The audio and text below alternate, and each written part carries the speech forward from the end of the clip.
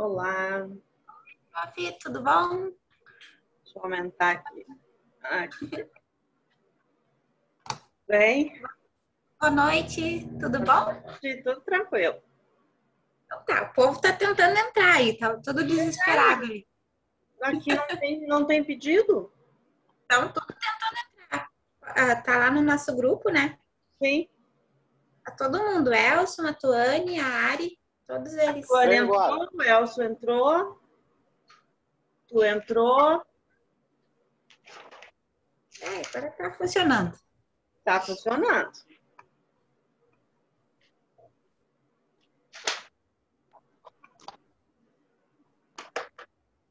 Foi uma tarde de apavoramento hoje para nós, a gente também tava de prova.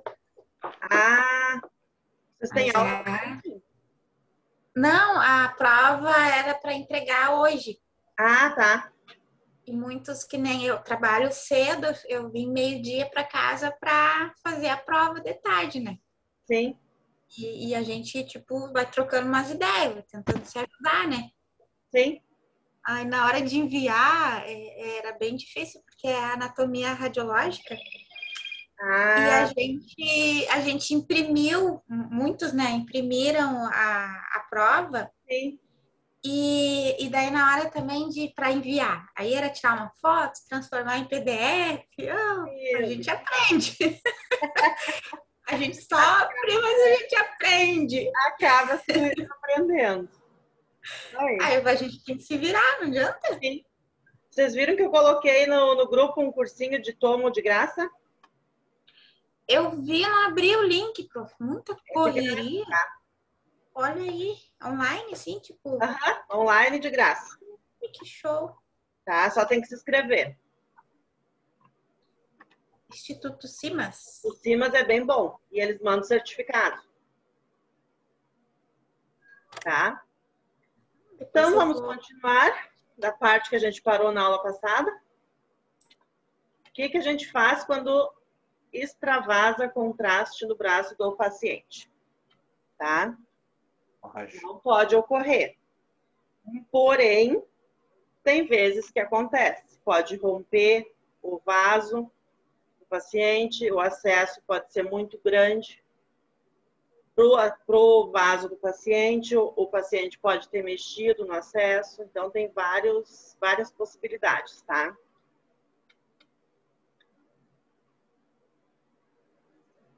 Vamos ver aqui.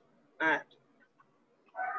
Então, se caso ocorrer, tá? Geralmente, o que ocorre é um extravasamento de 10 ml, que é o início, tá? Aí o paciente já vai reclamar, vai dizer que está sentindo desconforto, que está ardendo. Simplesmente a gente para, né? Mas caso ocorra de o paciente não reclamar e extravasar um grande volume de 100 a 150 ml de contraste, tá? Vai demorar 1 a 3 dias para o organismo reabsorver, tá? Porém, vai ficar bem inchado, dolorido. Então, assim, o tratamento inicial. Sempre tentar elevar a extremidade, o lado que foi afetado, para o nível do coração, tá? Colocar gelo de 15 a 30 minutos, 3 vezes ao dia, do primeiro até o terceiro dia, todos os dias. Observados por 2 a 4 horas, tá? Após o extravasamento, se o volume for menor de 10 ml. Se for mais, já vai na hora ficar vermelho, vai ficar inchado, tá? Os sintomas, então, o paciente vai sentir dor, vai dar uma bolha no local, vermelhidão, alteração da temperatura, ele pode ficar com frio ou com calor, tá? Na parte ali que foi extravasado. O que tem que cuidar, então? Quando vai fazer o acesso, para pegar o vaso mesmo, ó. Não passar por ele, que aí vai extravasar o contraste mesmo, tá?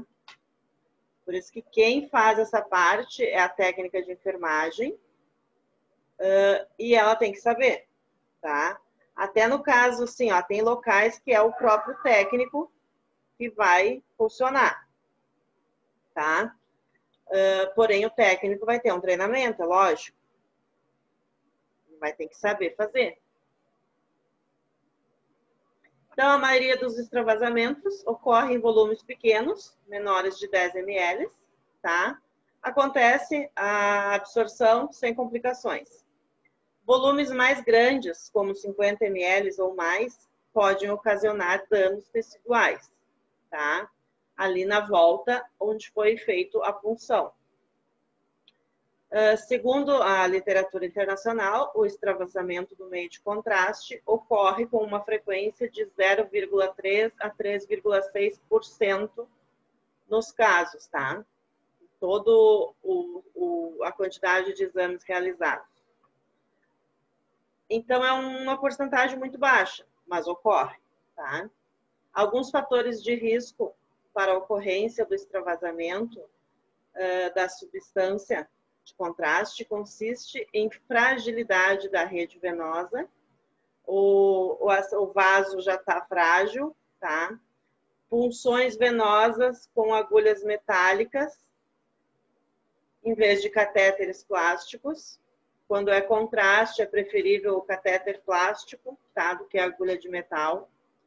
Veias previamente cateterizadas, múltiplas tentativas de punção, comunicação prejudicada, extremos de idade, paciente com tratamento de quimioterapia ou radioterapia, tá? Então, ele já vem com um acesso bem prejudicado.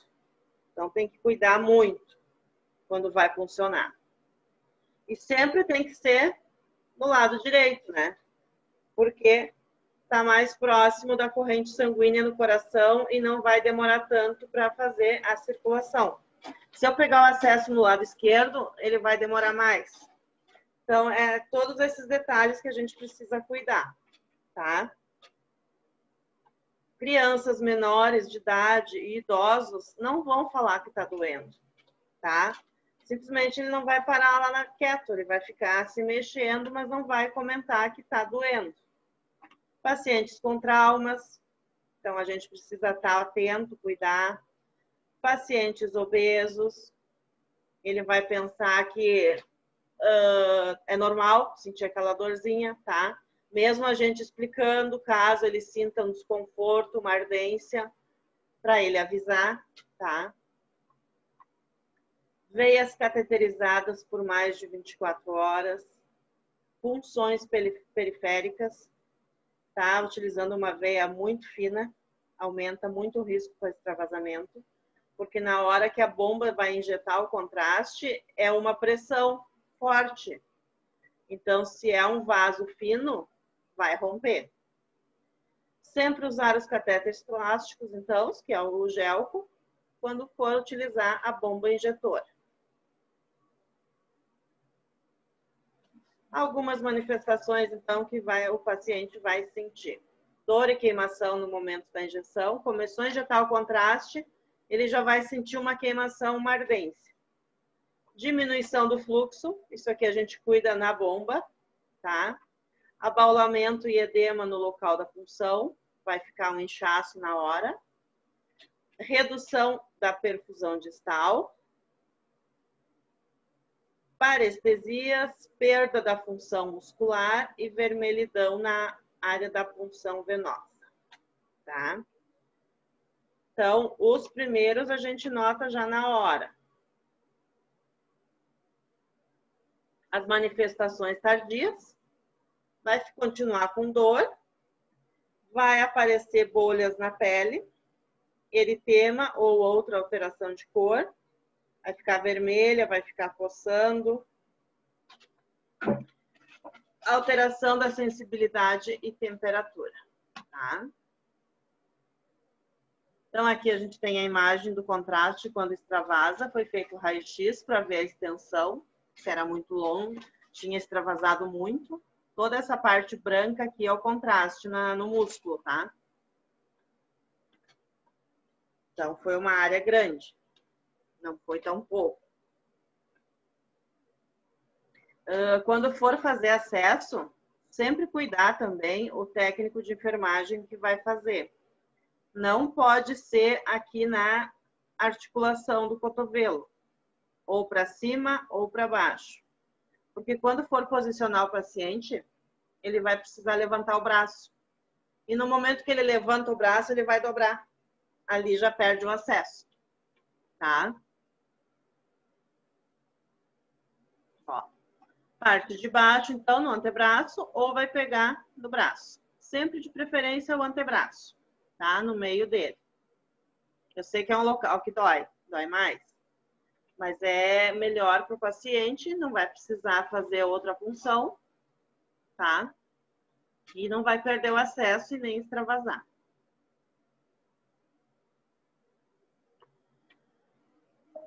A distribuição do meio de contraste, então, tá? Por onde ele vai passar. Eu deixei aqui um esqueminha. Isso aqui a gente já viu, só estou retomando da aula passada, tá?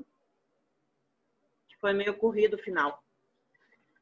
O único meio de contraste, então, por via endovenosa em tomografia computadorizada é o iodo. A gente utiliza o iodo só, tá?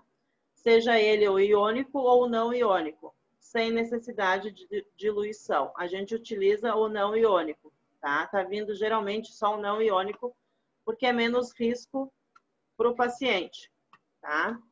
Ele não vai ter risco de ter uma reação alérgica. O armazenamento, então, do contraste, ele deve ser armazenado em uma estufa térmica a 37 graus, tá?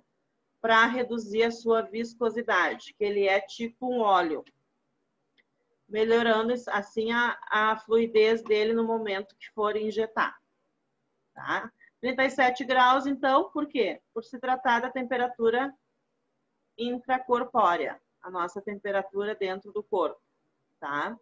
Então, ele vai entrar na mesma temperatura, não vai dar reações. O profissional deve se paramentar de luva, aspirar o meio de contraste, então, tá? Para injetar. O frasco aberto deve ser utilizado no período máximo de 24 horas. Após isso, ele tem que ser jogado fora, tá? Inutilizado, porque ele perdeu a validade dele. A administração, então, do meio de contraste é uma questão muito delicada, onde deve-se observar atentamente os seguintes itens. Punção adequada, gelco de calibre adequado à necessidade do exame e às condições do paciente, tá? Então, sempre cuidar se foi o acesso correto. Não pode ser um acesso muito pequeno para uma angiotomografia. Cada exame tem o seu acesso, tá? Exames que tem que ser com injeção contínua de contraste, tem que ser um acesso maior. Então, isso a gente cuida depois nos protocolos. Que mais? Aqui é isso. Então, cuidar para não ser um acesso inadequado para o exame, tá? Aqui a estufa, tá? O meio de contraste vai ficar guardado aqui dentro a uma temperatura de 37 graus. Não pode ser menos e nem mais. Senão, quando for injetar no paciente, vai dar alguma reação, tá? A dosagem, então, é calculado 1,5 ml por quilo do paciente. Se ele tiver 70 quilos, a gente vai fazer 70 vezes 1,5. Tá? Mesma coisa que um exemplo, ó. O paciente pesando 60 quilos. A gente vai utilizar, em média, 90 ml. 1,5 vezes 60.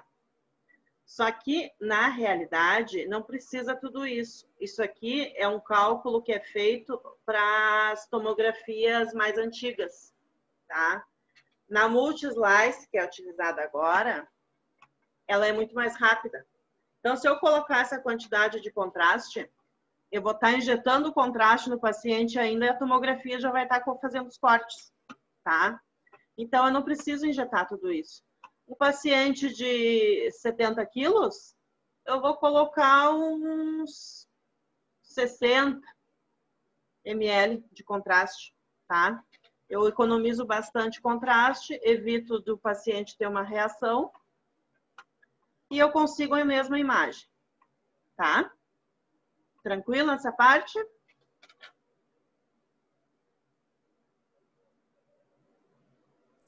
Sim. Para fazer exame de contraste na tomo, tá? É pedido sempre que o paciente tenha no mínimo 6 horas de jejum.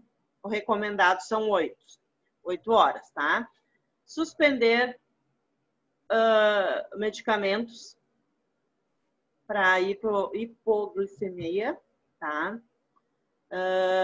Por 48 horas antes e depois do tratamento ele vai tomar após 48 horas. Por quê? Porque pode acontecer de dar alguma reação por causa do medicamento, tá? Mas isso tudo é o médico que recomenda ele. A gente só confirma se ele está realmente sem utilizar e se ele está em jejum, tá? Pré-medicação. Tem o uso do medicamento prévio para reduzir a chance de reações alérgicas ao contraste, tá? Porém, quem recomenda é o médico do paciente também. Não é a gente. É o médico que recomenda, o médico que dá a receita e o paciente que vai tomar. A gente só confere, tá? Então, tá bem, fica estabelecido para reações alérgicas leves, mas não pode prevenir reações graves, tá? Ele previne um pouco, mas não vai prevenir tudo. O que mais temos aqui de interessante? Essa parte última aqui, vocês ficaram com alguma dúvida?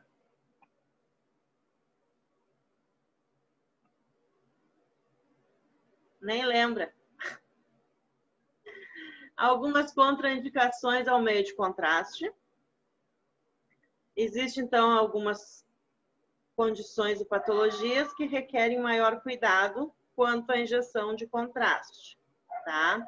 Que é paciente com insuficiência renal, paciente que usa drogas nefrotóxicas, paciente com asma, insuficiência cardíaca, cardiomiopatia, hipertensão pulmonar, diabetes, tumor de tireoide, hipertireoidismo, mieloma, anemia falciforme, miastenia, feocromostoma, idade avançada e paciente grávida. Tá? Paciente grávida, sim, é o último dos últimos casos que a gente faz realmente, tá?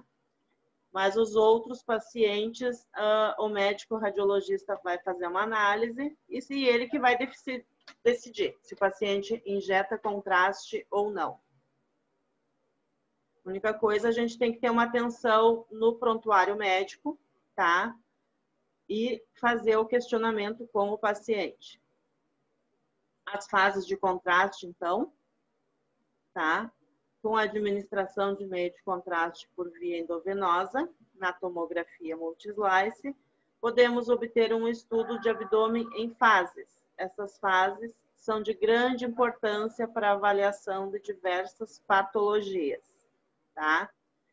Então, assim, a gente tem a pré-contraste, a gente vai fazer a primeira imagem sem o contraste, tá? Injetamos o contraste, vai ser feito a fase arterial, tá? E depois de tantos minutos, a gente faz a fase portal ou venosa. E por último, a fase de excreção. Aí é uns 10 minutos que a gente aguarda para fazer a discreção, tá? Para mim saber qual que tem contraste nas duas imagens. Como que a gente vê? Essa primeira imagem aqui é exame sem contraste, porque olha aqui, o rim, os dois rins, ele não aparenta nada de contraste, ele não está brilhando e muito menos o intestino. Os outros estão brancos. Oi? E na outra imagem ela está branca. É isso, o contraste fica aqui, ó. Ele fica branco, tá? Então, esse aqui tem contraste. Aqui é coluna, tá? Aqui é osso. Mas a gente cuida de partes moles, como o rim e intestino. Então, aqui eu vejo que não passou contraste ainda. E aqui já passou, tá? Então, essa que é a diferença de um para o outro. A fase pré-contraste, então, como já diz o nome, é feito antes de eu injetar o contraste, tá? Eu vou fazer a aquisição e aqui eu já consigo visualizar, ó, que esse paciente tem vários cálculos no rim esquerdo, antes de eu injetar contraste. E o rim dele tá muito aumentado, tá? Enorme de grande, olha aqui. Antes de eu injetar o contraste, eu já vejo isso. A fase arterial, a gente injeta o contraste e vai pôr lá no aparelho o delay de 25 a 30 segundos, que é o tempo de eu injetar o contraste no paciente, tá? Que o aparelho automaticamente já começa os cortes após esse tempo. É o tempo que eu injeto o contraste no paciente, a injetora vai injetar e vai começar os cortes, tá? Se for uma anjo de tomografia de abdômen, tem que ser utilizado um gelco de 16 ou 18 de calibre, tá? E o volume tem que ser de 3,5 a 4 ml por segundo. Então, tem que ser uma pressão meio rápido, para mim conseguir a imagem boa. Se for um abdômen hipervascular, então eu posso utilizar um gelco de 18 a 20, tá, de calibre, e 3 ml por segundo de contraste. Então, já diminuo o fluxo do contraste e o calibre do gelco é menor, tá? Na anjo, eu preciso que seja tudo mais rápido e contínuo. Por isso que tem que ser maior e a velocidade mais rápida, tá? Mas, porém, o que a gente tem que observar? Sempre respeitar os limites físicos de cada paciente. Se for uma pessoa idosa ou o calibre do vaso desse paciente não for muito bom, eu não vou conseguir pôr essa velocidade e essa quantidade no fluxo, que eu vou estourar o vaso do paciente. Então, eu vou ser obrigada a reduzir. Vou tentar o 20, o acesso 20. Vou reduzir aqui para 3 e aqui também vou ter que reduzir os ml. Eu tenho que pôr uns 3. A velocidade de 3 e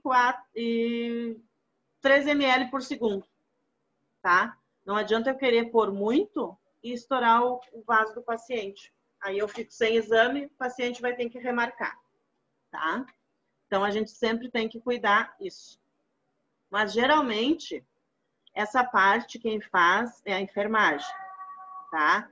Hospitais e clínicas grandes sempre têm uma técnica de enfermagem para essa parte de acesso, tá? A única coisa que a gente tem que fazer é ficar controlando a bomba injetora, se ela está injetando contínuo ou se ela deu uma travada. Se ela travou, é sinal que perdeu o acesso do vaso, tá?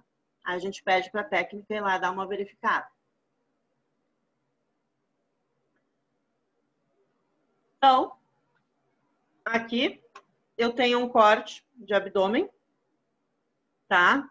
Mostrando para mim que o contraste chegou na aorta, tá? Essa aqui é a aorta, um corte coronal, porém esse corte foi feito aqui, ó, tá? Transversal. Então, eu consigo visualizar a aorta como se fosse de cima para baixo, tá? Aqui tá ela. O contraste chegou na aorta. E já começou a pintar o fígado, tá? Aqui, a gente visualiza bem fácil, ó, o tronco cefálico, também com contraste, tá? Aqui temos o pâncreas, fígado, início do rim direito.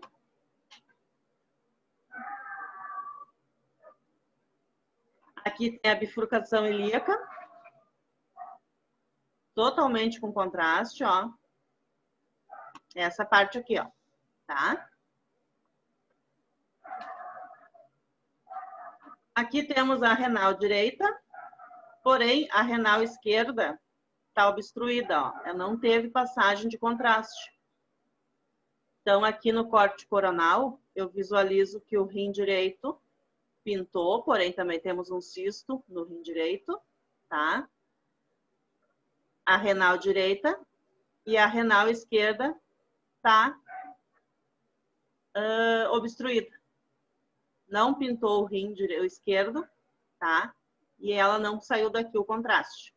Então, ela tá com obstrução, provavelmente algum cálculo aqui nessa parte. A fase venosa, então, ou portal, que é a mesma, tá? Se vocês virem fase portal ou fase venosa, é a mesma coisa. Então, o delay para essa fase é de 60 a 70 segundos, tá? 1 minuto, 1 minuto e 10. O gelco, a gente não vai utilizar. Por quê? Porque já foi feito o acesso, a gente já fez a fase arterial. A venosa vem depois. Não preciso mais injetar contraste, tá? A não ser que seja somente a fase venosa, mas é difícil o médico pedir só a fase venosa, tá? Então, a gente faz a fase arterial, aí espera esses segundos e já faz o corte para a fase venosa. Então, aqui a imagem, ó, totalmente marcada as veias no fígado, tá? Olha aqui. Ele tá bem marcado. Então, essa é a fase venosa, tá? Na arterial, ele tá somente nas artérias. E a venosa, ele já passou a artéria e já tá na parte venosa toda. Então, essa que é a diferença. A fase, então, equilíbrio. Eu vou precisar de um delay de 180 segundos, tá? Então, de abdômen, a gente faz umas 4 aquisições. É bastante demoradinho o abdômen, tá?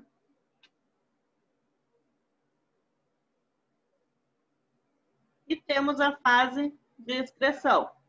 Depois que eu fiz a sem contraste, a arterial, a venosa, a fase de equilíbrio, eu vou esperar 10 minutos, tá?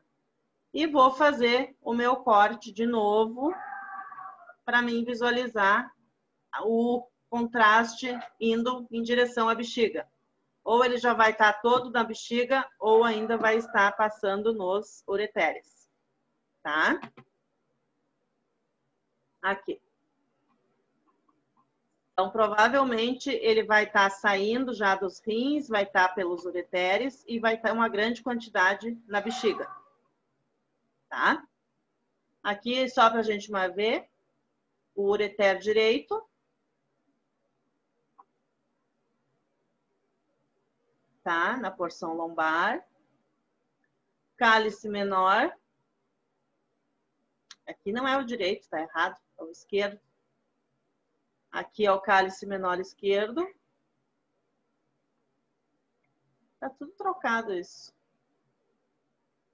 E o direito tem que estar virado para cá. Isso aqui é o esquerdo.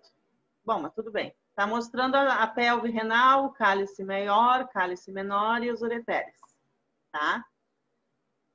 Ah, tá, entendi. Aqui, ó. Número 1.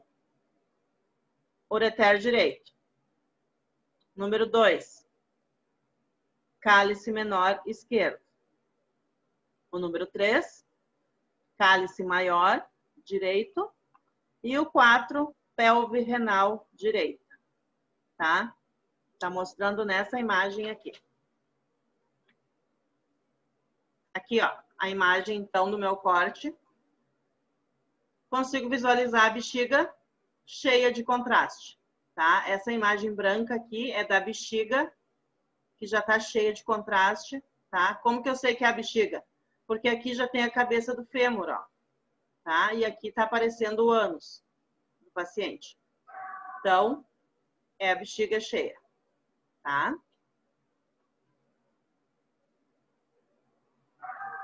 Essa parte aqui, como é que tá? Tranquilo? Mais ou menos? Tá tranquilo essa do contraste, tá tranquilo. Tranquilo? Uhum. Desde que a gente não tenha que saber todos esses vasinhos aí. Tem, pior que tem. Se tu for para tomo, tu vai precisar saber, cara. Mas Sério. agora sim é dar mais uma. A A gente tem uma noção. anatomia é direto, vocês não vão conseguir parar de estudar, tá? Eu adoro. Pra tudo vai precisar. A tomo, então, nem se fala. A tomo e a ressonância são as que mais exigem anatomia. Ainda bem que eu vou para industrial. Fugiu, é? Lá não tem anatomia de máquina. Não. Nós só tem que olhar ver se tem rachadura nas peças e deu. A industrial eu acho uma área muito boa. Muito mesmo. Sim. Tá, então vamos continuar com a aula de hoje. Gente, mudando de assunto, como é que foi a prova de recuperação? Digo eu. Dá para fazer outra? Eu vi que eu marquei duas erradas, assim, eu sabia a resposta, eu marquei errada mesmo de loucuragem, que era bem fácil. Eu entendi a pergunta, sabia a resposta e marquei errado. Duas, da recuperação, né? Sim. Mas tá tranquilo, prof. Às vezes não é só nota que importa, às vezes é o que a gente aprende. Sim, mas é por isso que assim, que eu não tô... Só fiz a prova, não. Quem errou vai ficar assim. Não, eu vou tentar, vamos tentar recuperar isso. Tá? Vamos fazer outra, então. Mais para frente. Não se preocupa com nota. Não se preocupem. Vai cair daqui a pouquinho. Nem sei se eu começo agora. 5 minutos. 5 minutinhos. Então, a gente começa com os protocolos hoje. Tá? Vamos começar com protocolos do crânio e face. Então, hoje a gente tem muita coisa para ver. Aqui, mais ou menos um esqueminha, tá? O que envolve o protocolo? A janela. Se eu vou fazer a parte óssea, partes moles, ou vai ser cérebro, pulmão, tá? Então, eu tenho que saber qual a janela que eu vou utilizar. A dose de raio-x, a documentação, a espessura do corte, a extensão, tá? Do primeiro ao último corte, o ângulo que a mesa vai ficar e se há necessidade de contraste oral, endovenoso ou retal. Então, aqui é tudo o que faz parte do protocolo. Tudo que a gente viu até agora entra no protocolo, tá? Então, o que é o protocolo? Nos equipamentos multi-slice, o que deve ser definido quando escolhemos um protocolo de exame é a colimação dos detectores, que serão utilizados na aquisição. Exemplo, 0,6 ou 1,2 milímetros. Tá? Com isso, é possível reconstruir imagens com espessuras maior ou igual à colimação dos detectores escolhidos, para evitar a repetição da aquisição. Então, assim, como é que a gente faz isso? Eu vou fazer uma tomografia de crânio. A parte do crânio envolve cérebro, cerebelo, tá? A hipófise. Então, eu tenho várias estruturas pequenininhas. Como que eu faço? Então, eu vou escolher o menor, porque eu preciso, depois, se eu precisar reconstruir essas partes menores, ai, que susto! Se eu precisar reconstruir, eu estando com os meus cortes pequenos, finos, eu consigo fazer a reconstrução que eu quiser. Se eu já tiver um corte mais grosso, aí eu não consigo reconstruir totalmente, tá? Então, é isso que a gente cuida bastante. Então, os parâmetros técnicos, tá? A espessura do corte, se está relacionada, ela vai estar relacionada com a colimação do corte, tá? Isso que eu estava falando antes. Eu vou precisar saber o que eu vou fazer. Já se eu vou fazer, vamos dizer assim, um atomo de punho, eu não preciso fazer um corte tão fino, porque é mais parte óssea que eu vou visualizar, tá? O incremento, então, que é o espaçamento entre os cortes, a quilovoltagem, penetração, é o nosso KV, o MA, que vai estar relacionado à corrente do tubo, tá? A quantidade de radiação que o paciente vai levar. O MAS está incluindo o tempo que essa radiação vai inserir no paciente. Quanto maior a espessura a ser examinada, menor deverá ser o MAS. E quanto mais fino o corte, maior deverá ser o MAS.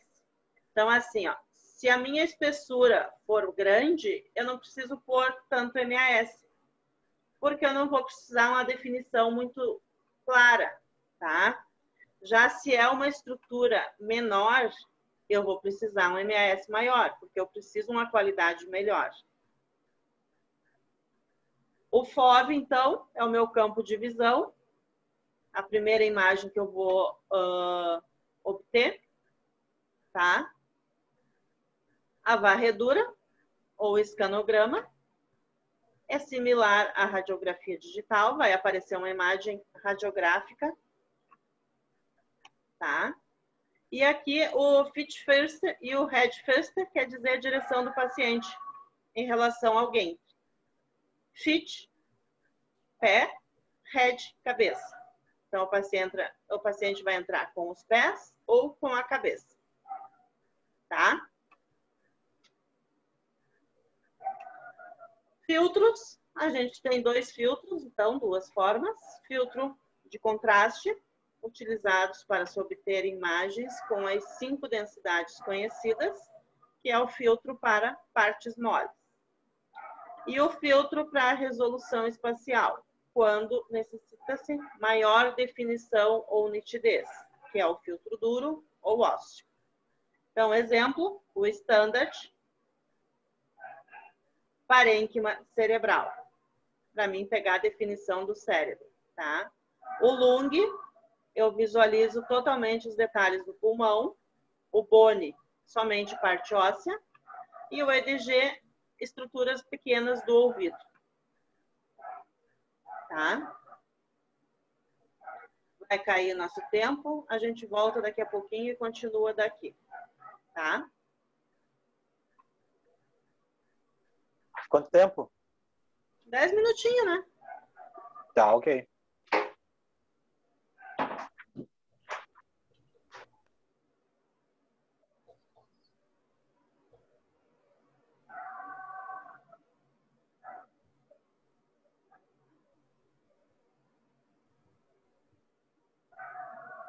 O cachorro da vizinha aqui tá desesperado.